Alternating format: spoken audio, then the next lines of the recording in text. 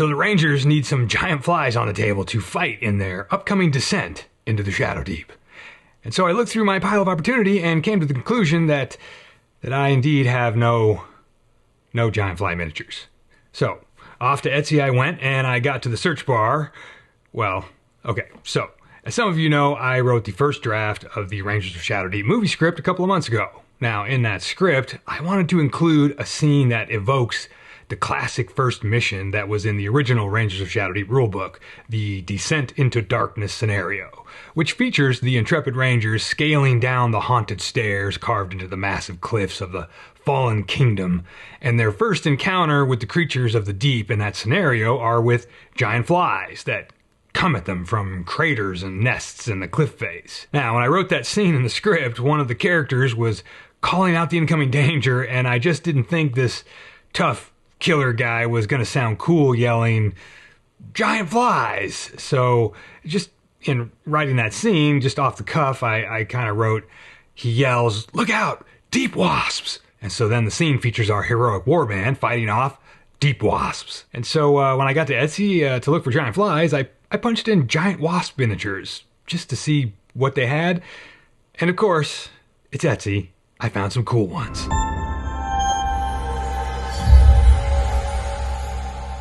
Greetings, good humans, and welcome to Tabletop Alchemy, where sometimes we speed paint a bunch of bugs, and we thank our patrons for facilitating this new addition to the armory. So, we've got these giant wasps, which are very cool 3D sculpts. I got 8 of them, and they're all in slightly different poses, and they are roughly the same size as a heroic scale 30mm mini human being sculpture. So, you know, they're like Texas-sized wasps.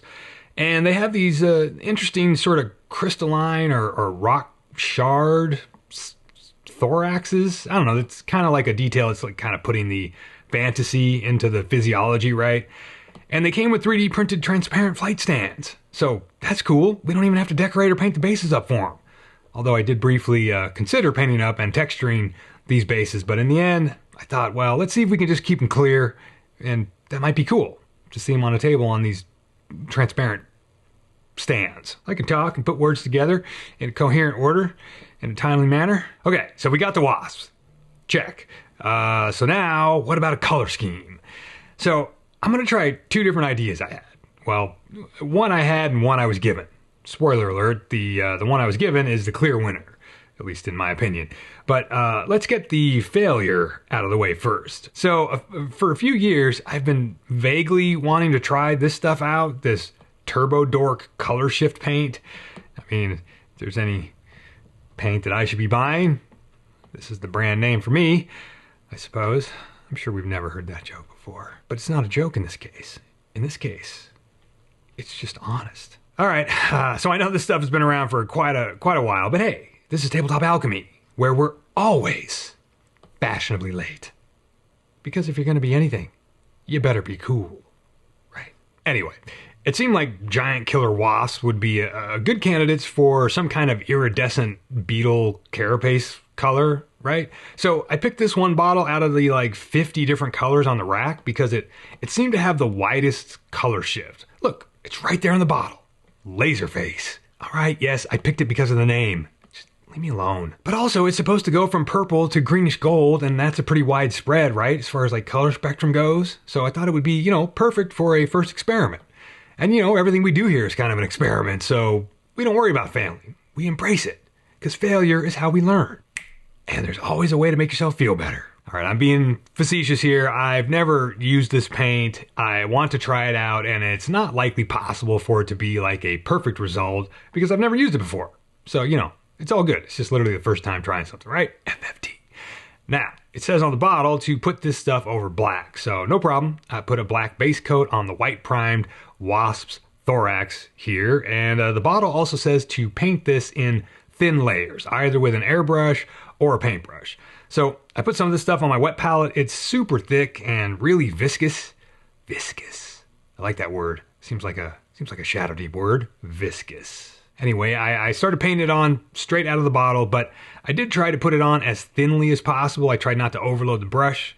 Initially, you can see there, I overloaded the brush a little bit. There was a little extra of the medium sort of pooled up, but that did dry down and shrink, so it's okay. Now, just to preempt all that incoming scorn from the back there by the free donuts, I see you.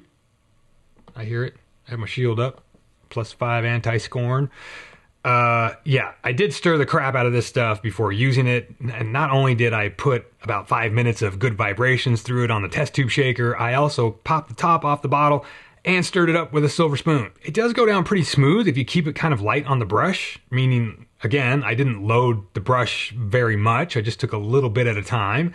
And but as I got the whole thorax covered, I was thinking, this is kind of cool, but it's also kind of weird. It kind of messes with the whole shading idea, right? Like I'm not sure what I would do to quote unquote highlight this area.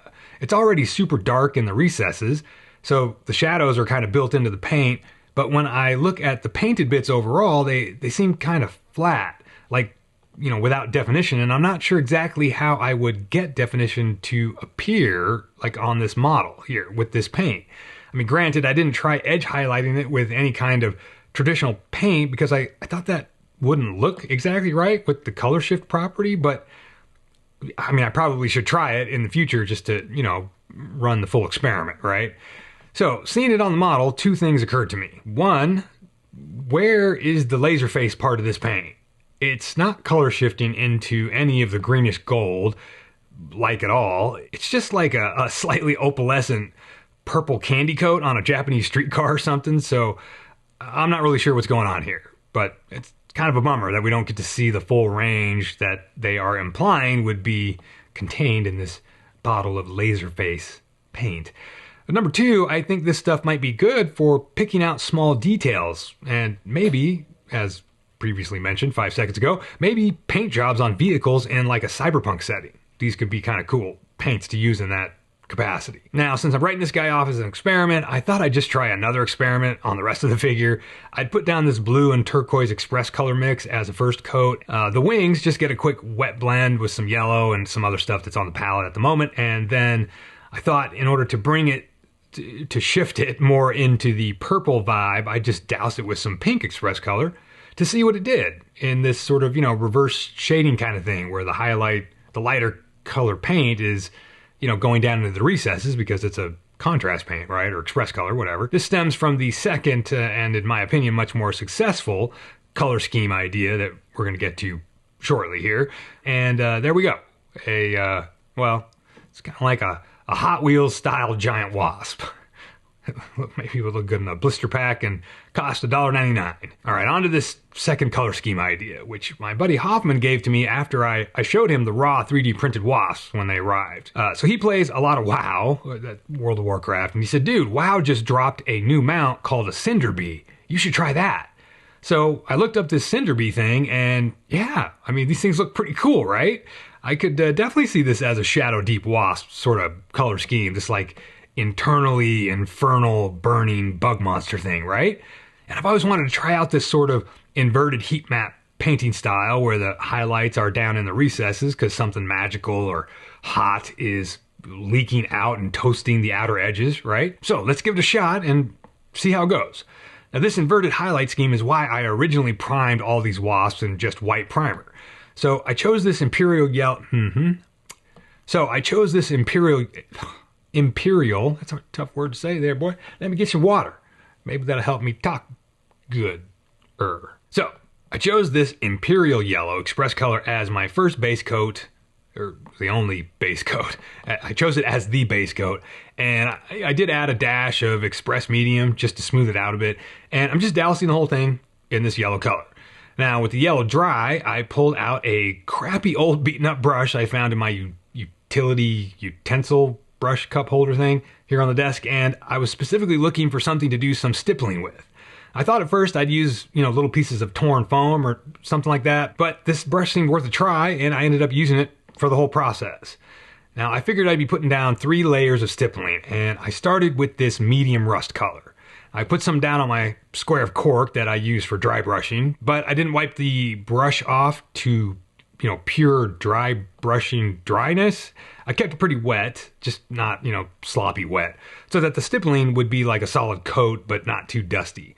Now, I'm also trying to keep this process moving as quickly as it can because it's supposed to be a speed painting thing. I got to get these done, man. Come on. So stippling away, I just kind of went ham on the thing. I vaguely tried to keep it out of the deepest recesses, and I definitely put it on heavier on the like outer edges of things, as I knew those things were going to end up like fully covered in like the final color stippling pass.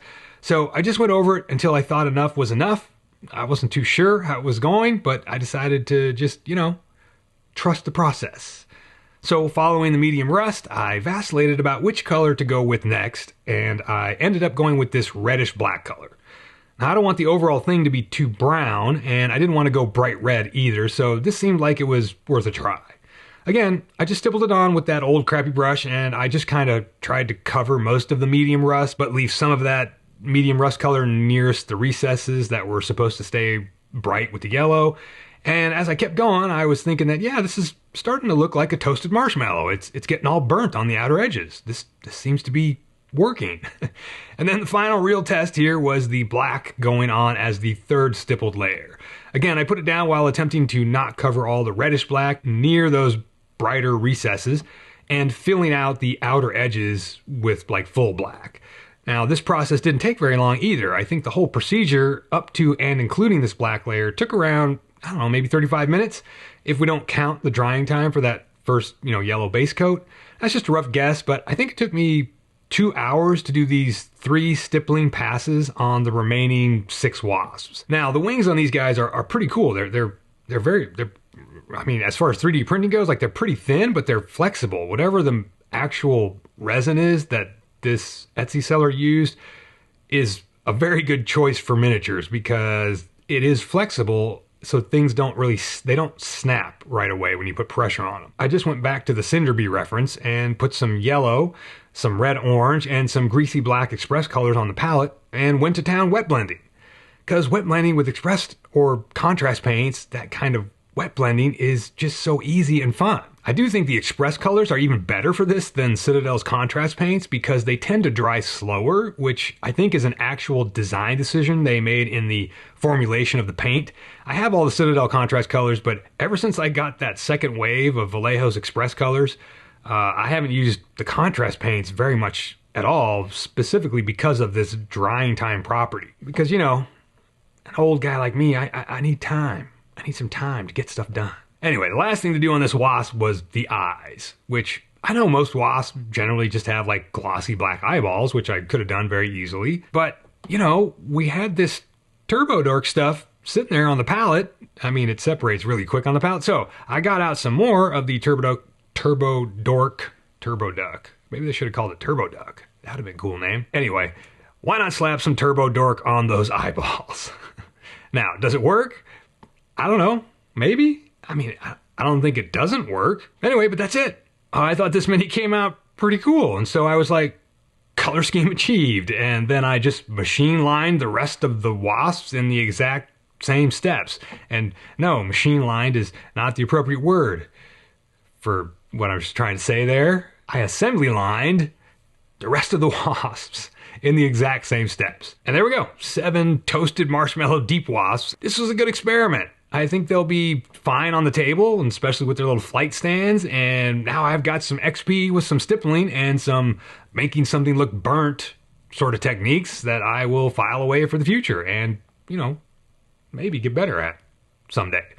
So, remember, everything's an experiment for learning purposes. Feel free to fail. See ya.